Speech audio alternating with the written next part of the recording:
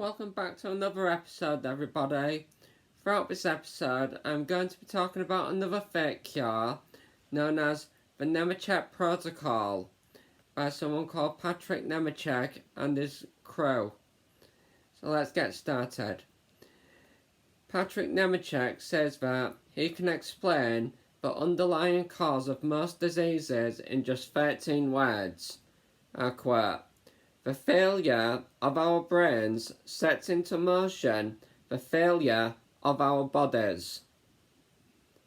Now, that is extremely reductionism, greatly, because our environment, what's around us, the mind, our physiology, the nervous system, and our emotional state are all interconnected as one whole organism. Our biology is not actually independent. The emotional atmosphere around you influences your physiology, influences your nervous system and your mind. When you're with each other, we are actually part of biodiversity, and all of biodiversity is interconnected, which includes us. So actually, by casting out everything on the outside, sticking with just the brain and just the gut, that's certainly reductionism. And if you stay throughout the whole thing, you'll hear why I want to share some of the research by someone called Dr. Gaber Mate and research by some others. So first of all, who is Patrick Nemechek? I'll quote his own introduction of himself, allow him to introduce himself. He says, I quote on his own website, "I am Dr. Patrick Nemechek, and I focus on the autonomic nervous system because modern disease is autonomic dysfunction. I do not rely on pills or surgeries to mask symptoms. I treat the underlying physiological processes that are making people sick. I am a classically trained internal medicine doctor, and I'm an expert in the autonomic nervous system because this is where your brain becomes unable to control your cells, organs, bodily functions, and inflammation. Everyone has an opportunity for improved health or disease reversal with improved or restored autonomic function. The reversal of a wide range of symptoms, illnesses, and chronic diseases by repairing your cellular, brain, and nervous system damage is a new and whole body approach to medicine. Combining my 30 years of internal medicine, expertise with autonomic nervous system analysis, and an in-depth understanding of cell function and inflammation, we can induce stem production and other reparative mechanisms within the nervous system and the body to repair themselves." End of quote. Now, we're going to find quite a lot of problems with this introduction as we go through and see the evidence of what's actually gone on, of how we've gotten through this 30 years. Because we're going to see some events which have occurred, and we're going to find lots of contradictory evidence against this. So just like stem cell therapy I've spoken of, being fatal, this isn't necessarily fatal as stem cell therapy can be, but it can still cause things like cancers, still by messing with what's called the autonomic nervous system. So I'll just bring his crew into the place now. His first member is called Mike Nemechek. Pay attention to the surname. Patrick Nemechek, Mike Nemechek. As an executive leader and entrepreneur with over 25 years of experience, Mike Nemechek has run businesses in distribution, manufacturing, and healthcare. Experience includes manufacturing computers for the military, innovating HIV pharmacy operations, turning around a flagging industrial distributor, and growing surgery centre and hospital operations, Mike possesses a rich diversity of top-level experience across several industries. He currently coordinates procurement, packaging, distribution, and customer support at the Nemechek Technologies. After 5 years of active duty in the US Navy, Mike continued to serve in the Naval Reserve, retiring as a captain in 2003. End of quote. Since Patrick Nemechek had HIV patients, and he actually produced medications that caused their death. So already in Patrick Nemechek's history, we know that he made people with HIV die through his medications which he produced. As he is a medicine specialist, that's what he is, but the other things is not. And we're going to cover more of that soon. And where it mentions HIV in Mike, so this looks like it's some kind of father to son follow on. Mentioning that he worked in pharmacies, operations and healthcare. And Patrick Nemechek, HIV, now going on to developmental disorders. This sounds like some kind of pass-along pattern of where they seem to care so much about health. Now, the third one and last is called Jean R. Nemechek.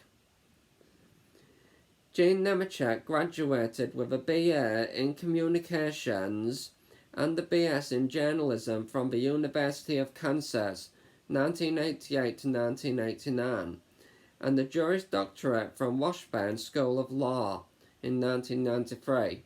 Jean practiced law for 17 years as a city prosecutor in both Kansas City, Missouri, and the Overland Park, Kansas.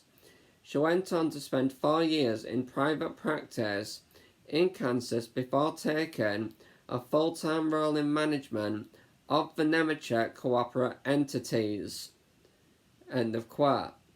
So say on all three of these people recruited together at the same time, where it's mentioned industries, entities, and as I've mentioned, a lot of these fake cures are all about the money, and we're rather already heading in that direction. So up to now, Patrick, concerning his credibility, in his work he has actually killed people with his medicines. He's violated the rules and regulations of doing safe experiments in laboratories. I'm now going to read out an event, a court case which occurred during the last decade where his credibility was actually damaged. I'll leave the link to it in the description so you can look up the whole case yourself if you want to read any more than what I quote. So, I quote, "His credibility was damaged in open court. In the case of Hannah Combs vs. Department of Health and Human Services, this was a case of seeking entitlement under a HPV vaccine injury by Combs' mother, Jenny Howard. Nemechek was called as the only expert witness. The court was trying to determine if he was a credible witness. He filed 2 expert reports. He also testified in the hearing. During the cross-examination, the respondent asked Nemechek about his expertise necessary to provide a reliable expert opinion for the case. He is an osteopath and has never held board certification in immunology, neurology, or the subspeciality of the autonomic nervous system. He also has no experience conducting research into some of the matters, such as the function of cytokines in the immune system. He was previously board certified in internal medicine, but that had lapsed. Nemechek cited numerous publications in his testimony, which he represented to deal with immune system dysfunction. When these citations were closely examined, they were mostly abstracts, articles that were pre-publication, but he was not a primary author. He plagiarized other people's work that he reviewed. He maintained that he was specially trained in the study and treatment of autonomic problems in Portugal in 2010, but could not provide any details from the course or any people or institutions responsible for the course. Instead of providing facts, Nemechek relied on his own experience in his clinical practice and his efforts to treat problems he believes are due to autonomic dysfunction. He believes it's the cause to all illness. During the hearing he testified in, he talked about his protocol and how it supposedly reverses brain inflammation and that can reverse autonomic damage. He claimed it to be successful for Alzheimer's disease and seizure thresholds, as well as autism. Nemechek admitted that his protocol lacks clinical support and has never been subjected to any peer-reviewed publications. If you have ever been to university, you know how important that is. After losing his credibility and being the only expert witness, the entitlement was denied. Now I'm just going to look up another source of mine of a couple more things about Nemechek, Patrick. Here's a couple of his claims. He says, autism is the consequence of excessive brain inflammation, in addition to toxicity from the overproduction propionic acid from intestinal bacterial overgrowth. End of quote. So we heard him talking a lot about inflammation inside his statements up to now. But in this case, not all autistic people experience bacterial overgrowth. Not all of us do. Such as I haven't. So where's my autism come from? Exactly. What caused it? Precisely. Little questions like that refute it. So I don't see that as a very good scientist. Then another one. The threat of injury from the vaccine is real, as is the danger of not being vaccinated against measles, a potentially deadly infectious disease which we have no treatment for. It's important to realise that it is the unstable intestinal bacteria that triggers the cascade resulting in autism, many developmental disorders, as well as cumulative brain injury. Vaccination is only one of several events that can push an unhealthy but not yet autistic bacterial blend into a full propionic acid producing, inflammation, autism inducing blend. End of quote. I would say by now we all know that vaccinations have nothing to do with autism, that there's no association. Ever since the time Andrew Wakefield made that for financial fraud, it was found he was kicked out of the medical system for it, entirely expelled, especially when people actually caught the evidence that it was financial fraud. Patrick Nemechek claims autism has nothing to do with genes. So the alleles that are inside me and other autistic people apparently have nothing to do with autism whatsoever. Right, now I'm just going to, so if we just look up to now, it's got no knowledge in neurology, it's got no knowledge in physiology, it's got no speciality in the autonomic nervous system, but he introduced himself as an expert. But he's not even qualified in it. He's just a medicine specialist. And now, if we take a little deeper look, his protocol is a one-size-fits-all, a one-size cure for everyone, for all developmental disorders, he claims. But any medicine specialist knows that there is no one-size-fits-all cure, intervention or treatment for any disability, comorbidity, disorder, you name it. There's no one-size-fits-all. So he even contradicts his own profession, the very facts about his own. So this is only adding further towards that this is financial fraud as well. Just like Swiss Medica that I've done about, that I've shown you. So now I'm just going to read something from a book by the physician, Dr. Gaber Mate, The Myth of Normal. And we're going to find quite a lot of things which seem to relate to autism inside what I'm about to read. And so the best theory up to now that autism researchers have is that the cause of autism is a combination of genetic and environmental factors. So things which happen on the outside during pregnancy and the genetic component.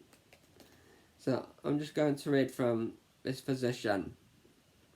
I quote, "A very early factor in the stresses pregnant women are under emotional, economic, personal, professional and social, and the physician of Usella points out, in trauma-line life is not a paradise as some people try to make us believe. We are the receiver of all the happiness and of all the anxieties and difficulties of our parents." So the autistic fetus is the receiver of all that the mother experiences. Now I'm just going to go a bit further ahead. Beyond brain substance levels, there is evidence suggesting that maternal mind states during pregnancy and postpartum shape the very structure of the infant's developing brain. In one study, nursing professor Dr. Nicola Letonia, Canada Research Chair in Parent-Infant Mental Health at the University of Calgary, and her colleagues found that the child's grey matter, the cerebral cortex, was thinner on MRI scanning of the brains of preschool children whose mothers had suffered depression in the middle 3 months of pregnancy. As they point out, their brain scan findings may presage later problems such as depression, anxiety, impaired impulse control, and attention difficulties in the child. Postpartum depression had similar effects, indicating that there are certain critical periods in development, both before birth and after, during which the young human is particularly vulnerable to the environment. Such findings align with those of multiple other studies, which point to maternal stress impacts on such brain structures as, for instance, the fear and emotion processing amygdala, and on neurological conditions such as autism. Other findings suggest strongly that many adult health challenges, everything from mental health disorders to hypertension, heart disease, to diabetes, immune function, to inflammation, and glucose metabolism to hormonal balance, are made more likely by intrauterine stress. Among researchers, there is a universal consensus to cite a major review paper that what are called the developmental origins of adult disease begin in the womb. Remember, telomeres are chromosomal markers of health and aging. These structures were shown to be shorter, but is more prematurely aged in 25-year-old adults whose mothers had undergone major stress during pregnancy. We also know from our section on epigenetics that a mum's high stress levels during gestation can negatively influence the genetic functioning of the offspring, potentially impairing his lifelong stress response capacities. Such effects have been shown to last well into midlife. Maternal stress during pregnancy has even been correlated with a poor makeup of the infant's gut microbial flora, a less healthy mix of bacteria based on fecal samples taken from newborns, days and even months after birth, with a higher incidence of intestinal problems and allergies among these babies. A deficit in infant gut microbiota is also seen after many C-sections, when the infant does not travel through the maternal birth canal. End of quote. Now, quite a lot of what I read there has been found in autism study which I've read about online, such as hearing about the grey matter, more inflammation. I've read about that on something other than Patrick Nemechek and so on. But we can see from there that physician Dr. Gerber, he actually included the environmental factors. He wasn't in this reductionism with the false belief that humans are genetically deterministic. We are not. And that's one of the issues with the Human Genome Project, is while they're thinking about genetics of a language of life, actually no, epigenetics of a language of life, as Dr. Gerber also points out in another part of his book, that our development is experience dependent. So since our development actually depends on our environment even, when a fetus is inside the womb, that womb is the fetus's environment, meaning the womb is influencing that fetus's development. So as the autism's developing inside the womb, it is due to some environmental factors, and by the sounds of these studies, it seems like stress certainly may be one of them, and we do see that autism has increased just during the last couple of decades, and during the last couple of decades, our world has become a more and more stressful place. You know, women don't quite get to stay home with their children anymore. They are forced to go back to work very soon. You know, so it is very stressful. So I would say our society, you know, the way our economy works, our economics, and these studies all do support the theory that the cause of autism is a combination of genetic and environmental factors. So I'd say that there's great evidence going towards that theory of autism researchers. Now, we're just going to move on to a conflict of interest, because in Patrick's protocol, there's three main substances which he makes people consume. He makes them consume olive oil, inulin, and fish oil, is what he goes making individuals consume, and he claims that it cures them. He does. And remember all the bacterial of how he's kept mentioning the small intestine. Keep that in mind for a moment. The small intestine. What I do when I do research is I actually go to professionals who actually work in that profession. Patrick, he doesn't work in any of those other professions besides medicine. He's got no other profession. He's not in the autonomic nervous system, no physiology, he's no physician. He's no biologist, he's no geneticists, but he's going and talking about geneticists, he's going to talk about neurology, but he doesn't even know about these things. Such as you've just seen me, I've turned to a physician. I haven't just gone by something that's not my speciality.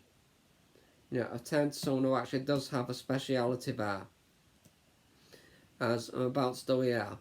Because who I'm about to quote, who will also include in the description, is someone who actually works with olive oil. Someone who actually studies it, sort of the measurements of it. I'm going to read out what he has to say, because this is very disturbing, what he has to say. I quote, "My first reaction is, too much of a good thing. It depends on what the thing is he referring to. Secondly, in my opinion, the title of Nemechek's article does not reflect the professionalism expected from a medical doctor. And third, the facts presented regarding potentially toxic levels of polyphenols and doses according to the health claim are misleading in the extreme, because Nemechek does not seem to understand the different methods of measurement. He seems to equate using Gallic equivalents with the NMR method, which is a direct quantitative measurement. For a medical professional to make such an error is highly unusual. Some insist on using these older methods of measurement, like Folin or HPLC. Not even the IOC International Olive Council has accepted the Folin method, but they have as their official method of measurement the HPLC method for two reasons. 1. Because they have no need for accuracy, because they do not recognise any health claim for polyphenols. And 2. They do not want to recognise a method whose equipment is expensive, such as LCMS or NMR, $350,000 to $800,000 for each respectively. HPLC is less than $20,000. The Spanish olive mills do not want a phenolic analytical method they cannot afford to have in their olive mills. So the money's come into it again. And this is someone, a specialist in the field of olive oil, but Patrick is not a specialist in olive oil. Such as I said, he doesn't understand the measurements. We're going to hear a bit more about that. These outdated two methods do not have the capacity to measure the concentration or identify the type of phenolic compounds. This is why they use gallic acid or tyrosol equivalents. The fact is, no other phenolic compound or compound is equivalent to the phenolic compounds in olive oil, and there is no way to determine the concentration of phenolic compounds by averaging them out as tyrosol or gallic acid equivalents. It is equivalent to trying to measure the concentration of vitamins in oranges using B vitamin equivalents. Utter nonsense. So a specialist in olive oil claims that Patrick Nemechek is full of nonsense here in this part, and that it's very unusual for a medical doctor to even do this. So this is getting rousy again, and the money brought up again, and it goes further. The author of this response to Patrick Nemechek is not an attack. He's not trying to attack Patrick Nemechek. It's a defence. He's trying to defend his own scientific field on measuring the capacities of things like olive oil and the benefits olive oil can provide. So this is more of a defence that I'm reading out. I continue. They are being sickened to witness lower quality olive oils being marketed by doctors as hypalonic, or others who make disparaging remarks without even taking the time to study for research and catch up on the latest measuring methods for phenols. It is also in defense of the many distinguished researchers who continue to study the beneficial effects of olive oil, rich in specific phenols, on chronic illness, cardiovascular, neurodegenerative, autoimmune disease, and many cancers. What's troubling about this article is that Dr. Nemechek extols the virtues of phenolic-rich olive oil, which he himself sells. Then he proceeds to offer up numbers to back an argument that phenolic compounds in olive oil can be toxic. Hold on to that part, it can be toxic for a moment. The numbers start tumbling across the page, making anyone dizzy with calculations, which, unbeknownst to the reader, represent varying methods of measurements, uniformly and erroneously, referred to in the article as Gallic equivalence, which I will explain shortly is like comparing 10 inches to 10 centimetres and calling both 10. Now, throughout the rest of the article, I'm not going to read the whole thing, because it is very long, but the author of this article makes many quotes of Nemechek from his article, and he provides his response towards Nemechek. So, I'll provide just one of them out of the so many, to save time. Right, Nemechek said, historically, most individuals within the Mediterranean are consuming an average of 4 tablespoons of olive oil per day, or more, over their lifetime. If the average EVOO phenol level is about 150 to 200 milligrams per 2 tablespoons, the daily average Mediterranean intake is approximately 300 to 400 milligrams per day, far lower than the potentially toxic range cited in this study. While this study does not constitute proof that high phenol counts are toxic, it should provide a bit of caution that if ultra-high phenolic olive oil is being consumed on a regular basis over the long term, it may in fact start having a negative effect on certain aspects of an individual's health. Then the olive oil specialist says in return, "What can I say? This is certainly not proof of anything but a bias and a clear conflict of interest on Dr. Nemechek's part. But here is where it gets really confusing.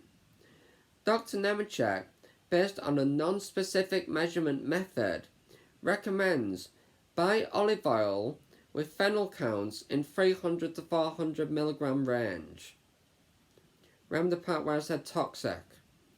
Last year, Nemechek Gold was listed at 2 levels, 359 milligrams and 610 milligrams. This year, only 610 milligrams is listed. So, he was saying that 400 milligrams is toxic. But on his list here, 610 milligrams, 210 more.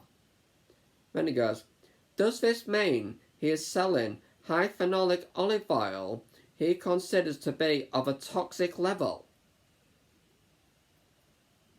Is Patrick Nemechek selling what he believes is toxic, or is he just manipulating things and telling his customers that this actually does what his customers want them to do? Does this make sense to you, what's going on here? It doesn't make sense to me. This certainly seems more like going towards the industries. Now, just to finish off the final part of what he says, the author, everyone has a right to make a living and use their professional credentials in support of that. except if, in the case of the health and well-being of those trusting them, that authority is used to misdirect or misinform by commission or omission in service to their own marketing objectives. Dr. Nemechek's attack on the high phenolic olive oil sector is, in my opinion, a misuse of his medical authority and as such a clear conflict of interest. This shows that he's not actually doing accurate science, he's not doing accurate medicine, as I've already pointed out that he already contradicts his whole field of medicine by a one-size-fits-all. Only his family works with him, so it seems like these three are really in on it together, going for money. So there's even more of that backing up.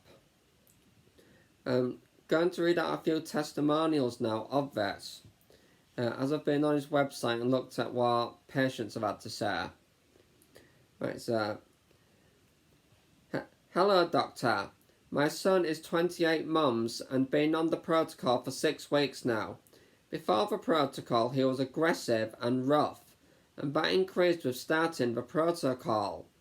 He has been having gains, more interaction and lots of speech, responding good, but since 2 weeks ago he is just not happy anymore, way more aggressive, frustrated all the time and crying over everything all day. I feel past few days doesn't really respond when I call him, same as before, less eye contact, very loud and just different. I feel he's regressing somehow. What do you recommend? And Patrick Nemechek doesn't respond. He doesn't answer his patient. Because, remember, he has no speciality in this stuff. So he doesn't even know about it. But he just makes up excuses or does not respond to his patients. As a second one. Hi Dr. Nemechek, my son, 5 years old, has sensory processing disorder and is suspected to have ADHD and possibly ODD. He was adopted when he was 1 month old and I strongly suspect alcohol or drug exposure during the pregnancy.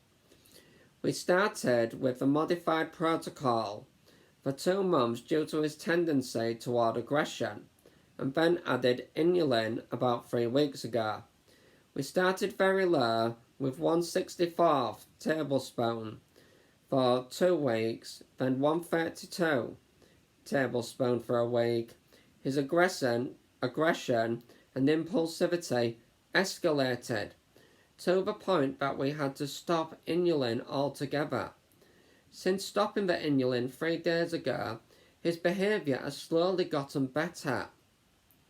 In fact, it is better than it has ever been. Prior to starting the inulin, this time, we tried giving him 1/64 tablespoon in the beginning, along with the oils, but his behaviour at school suffered, so we stopped the inulin and decided to try that during the summer. We only gave him inulin for a few days that time. So, but he gets absolutely no response from the doctor again. He's asking what is he meant to do. But once again, the Patrick Nemechek doesn't respond. But look, the boy was even better than he was before he was partaking it. And if the children continue to develop anywhere, they're going to continue developing. So, who's to say that this better behaviour wasn't just the child's actual development? This is why doctors are preying on children, because the children are diagnosed about 2 years old, and then we don't know the rest of their development. So what if this was actually going to be the child's development all along? Because remember, as Dr. Gabriel Mate pointed out, our development is experience dependent. It's not dependent on autonomic function or anything like that. it's dependent on our experience, as he pointed out. So now I'll do one more. Right. Hello, doctor. My 2-year-old son has been on MP for 8 months. Just remember that 8 months for me, please. He was happy to go to childcare. Suddenly, he was very upsetting and crying when he saw everyone in his classroom. His teacher called me. I have to pick him up immediately. His current is 1/4 insulin, now brand, 1 capsule, now DHA 500, and 1 tablespoon Cobram olive oil virgin. I am from Australia. 2 days ago, I reduced to 1/8 inulin. Should I stop inulin for now? Thanks, doctor. Then Patrick responds to this one and says, it's not the protocol causing this after 8 months. Look for some other cause. Is that all? Why can't he suggest what the cause might be? The patient has said exactly what our child's going through. So why can't he point out what is causing it when he claims to be an expert? Now, concerning the 8 months, which I asked you to remember about the SIBO, small intestine bacterial overgrowth. And I'm mentioning non-autistic people experience it as well. Non-autistic people experience it, get prescribed something called rifaximin. Isn't it called? It's a prescription, an antibiotic. And it cleans out the bacteria from the small intestinal bacterial overgrowth. It just cleans the small intestine out. And that's what this does. So this is just like a medication, this Nemechek Protocol. It cleans out the bacteria, but it has not done a thing about the cause. As where I've said I'm epileptic, I've got to consume my epilepsy medication repetitively because medications only last for a limited time and medications don't deal with the cause of the issue.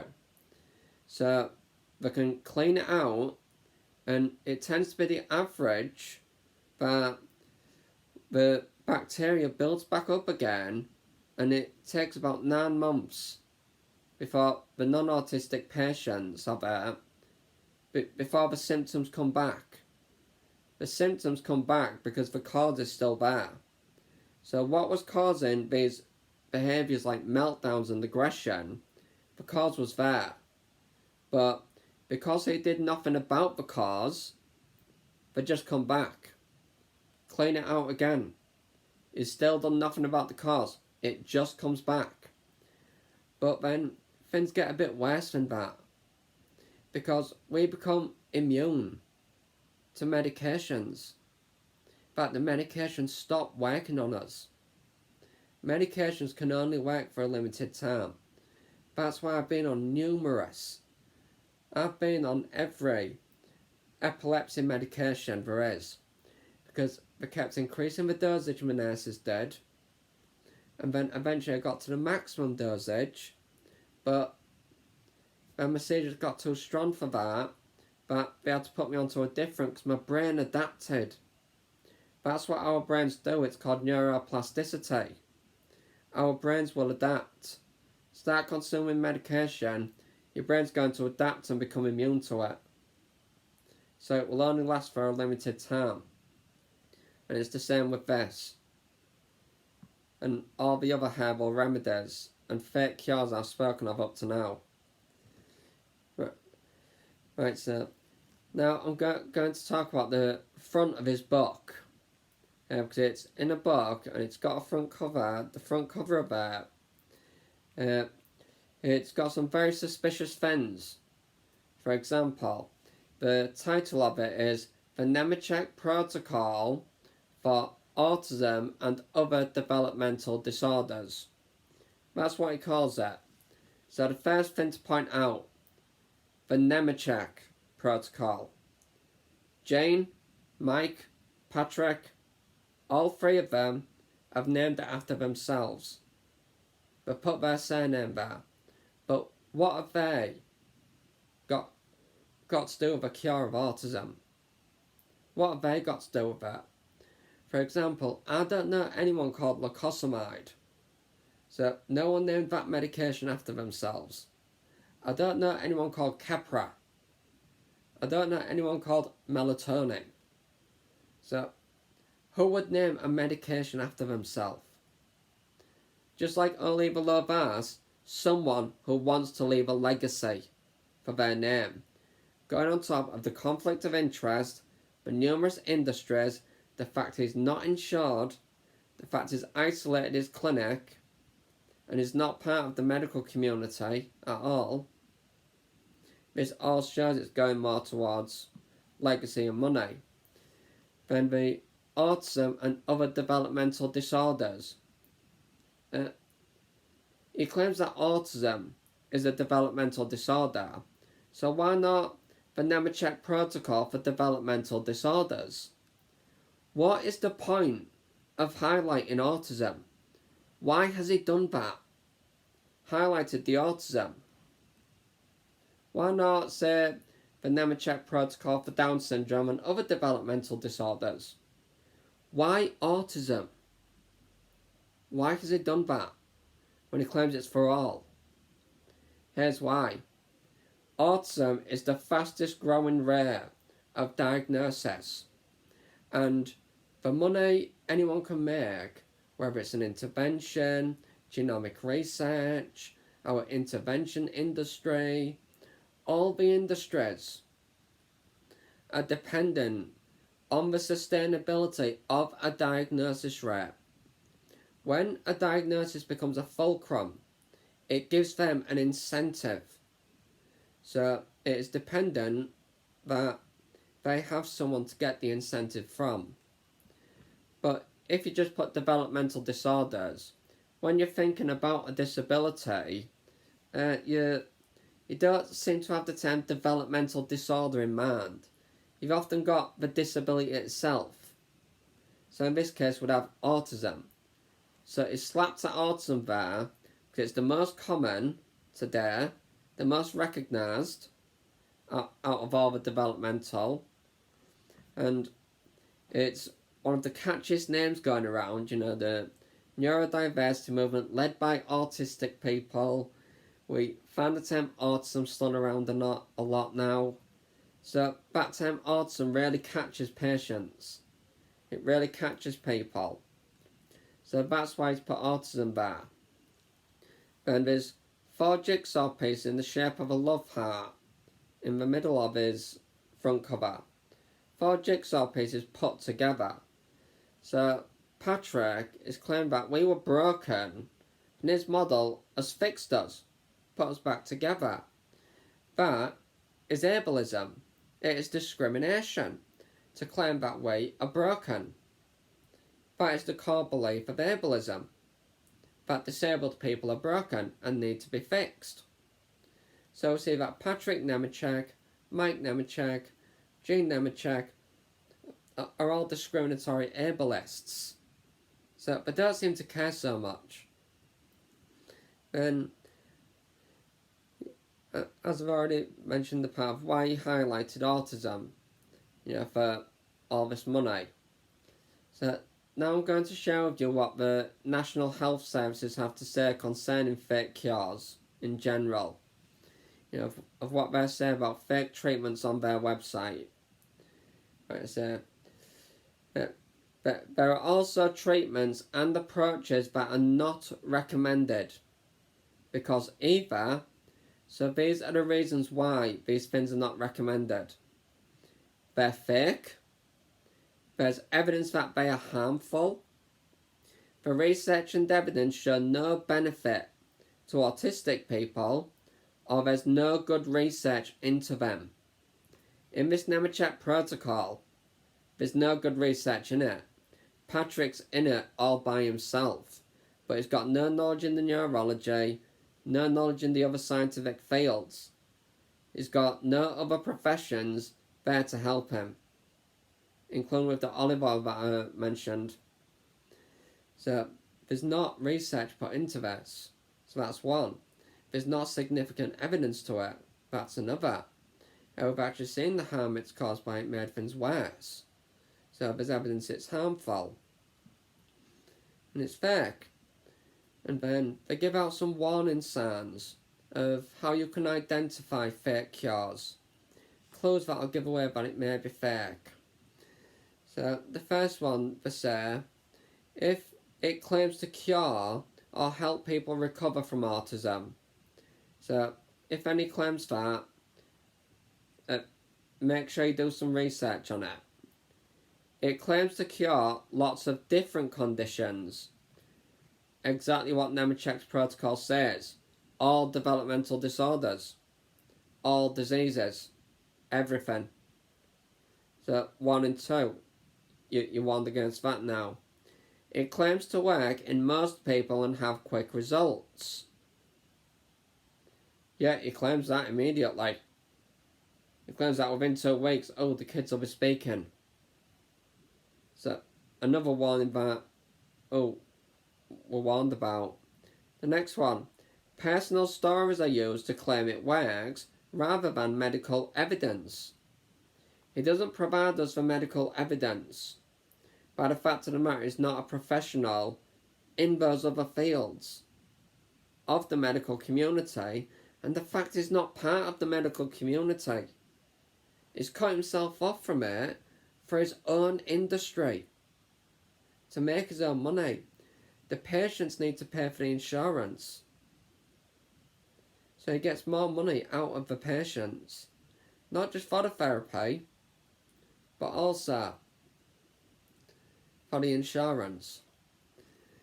The next one. Words like miracle, faith and trust are used. On the front cover of his book, miracle is used. He uses the term miracle on the front cover of his book. This is a miracle for all developmental disorders. So another one that the NHS has warned us about. The next one. It can be done by anyone without any training or qualifications. People can feed olive oil, fish oil and inulin to the kids. Anyone can do that. So no qualifications needed. Another one absolutely against it. It costs a lot of money. Yeah, the Nemechek Protocol certainly does. Because it makes you have to keep going out buying supply after supply. So it adds up. Then you've got to pay the insurance still. And there'll be a bit more which I'll add on in a minute. And the last one, it is not available on the NHS. So if it's not available in the medical community itself, but it's something which is like isolated itself, like the Swiss Medica I've discussed, it's isolated itself, it's just a private clinic. Nemechek's is a private clinic, so they've isolated themselves, but they're not even part of the medical community anymore, not part of the health services. And Nemechek has made himself a YouTube channel to try and explain to people about his Nemechek Protocol. He has, and I've watched so many of his videos, and his videos contain science fiction. A lot of them do. Yeah, so many of his videos are science fictional, and on one of them, he even gives the confession that this does not work. He says, if it hasn't worked on your kids by this age, if it hasn't worked by that age, blah blah blah, if it hasn't worked then, do some ABA, do some occupational therapy, do some music therapy, do this, do that. Well, why must they do all that if the Nemechek Protocol actually works? What's the evidence that all these people claiming their child progressed? What's the evidence that it was actually because of the Nemechek Protocol? Because some don't begin progressing until about 3 months. Some 2 months. It's all subjective of when the kids begin to progress. So there's nothing objective there. Like, I'm just going to read out another one by someone called Andrew Wakefield. If you just allow me to find that.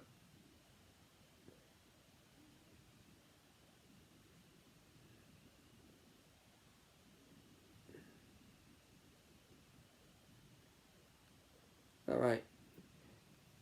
Fitzpatrick writes, as more and more parents of children with autism have been drawn into anti-vaccine campaigns and the pursuit of unorthodox biomedical therapies, I have become increasingly concerned at the damaging consequences of the quest to defeat autism. The movement that has advanced under this banner on both sides of the Atlantic seeks to redefine autism as an epidemic disease caused by vaccines or some other, as yet unidentified environmental factor.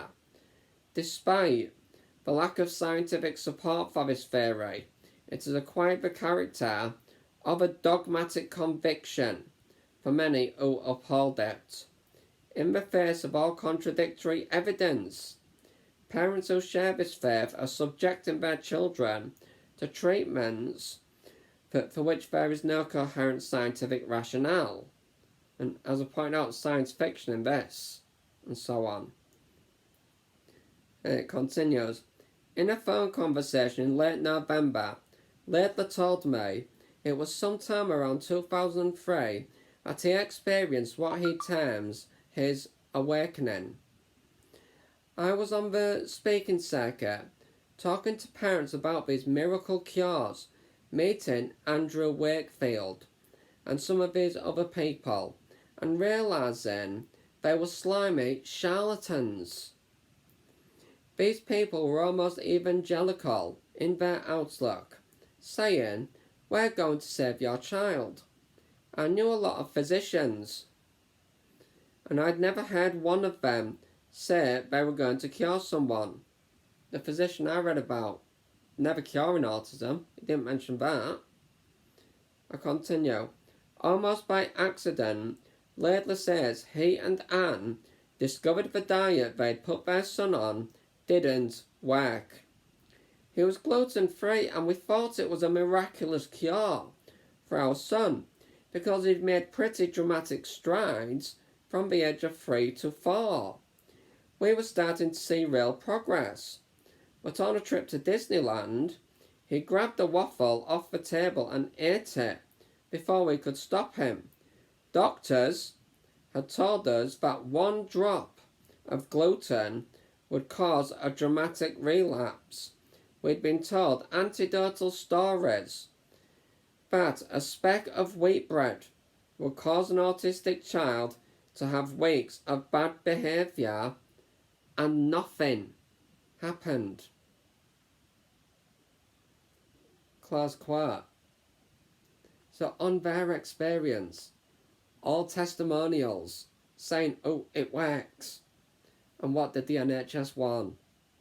If it's bad testimonials and not medical evidence, that is not medical evidence.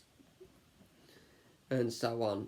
And where I pointed out, where was the evidence that it's the Nemechek Protocol that makes the progression and not the child's actual development?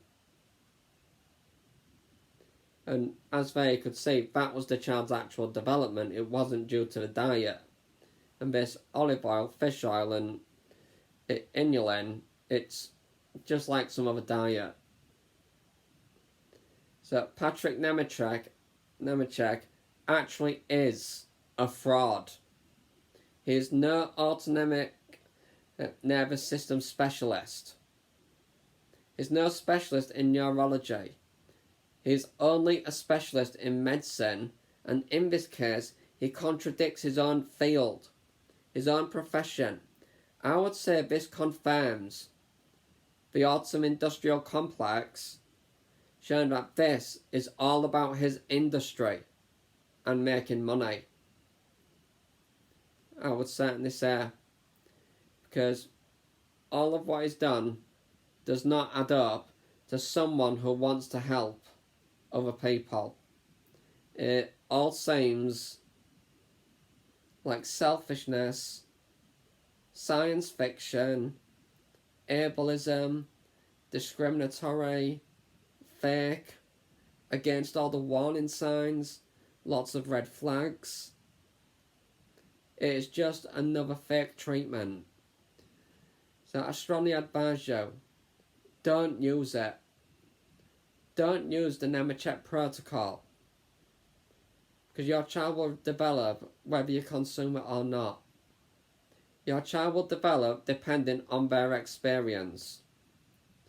If you give your child a good experience, fulfilling their needs, keeping them in a suitable environment that interacts with the genes properly, that doesn't go switching the harmful ones on, but actually keeps them off, your child will flourish and develop. As during the pandemic, during lockdown, autistic kids during remote learning, they were in an environment, their own home, it nurtures them, it's very suitable for them, they could learn at their own pace, and so on, and they flourished. They developed motor skills, they developed language, they developed self-regulation, all these things which are said to be developmental delay, just naturally developed by having them in an environment that suits their needs, that is not switching those bad genes on and off. For example, sensory issues. We're autistic 24/7, so where do they keep going? It's because you switch the genes on and off, just like you switch the light on and off. When you switch those genes on, that's it. The hypersensitivity comes. Switch it off, it goes back down. And as the physician I read out, Dr. Gerber Mayer, he pointed out epigenetics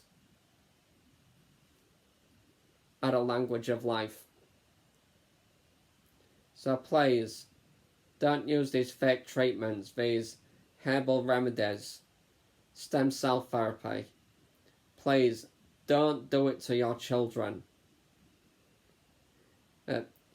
If the only option is ABA, even like I said, I'm against ABA. ABA will be better than all these herbal remedies. ABA would be the better option out of the options there is. So choose behavioural therapies over all this putting substances down your kids' throats, over this injecting things into your children. If you found this video interesting and useful, please share it, spread the awareness about the fake cures, about all these fake things that are spreading, and make people more aware of it. We need more critical awareness for autism. But these are just charlatans, as the story which I read out claimed, as this claims, as the scientific evidence claims, that Patrick Nemechek is just another charlatan, like Andrew Wakefield, Dr. Oyala, and the stem cell therapy at Swiss Medica. They are all just charlatans. Please spread the word to protect autistic kids. If you made it this far, thank you for listening. I know it's been a long video. Thank you.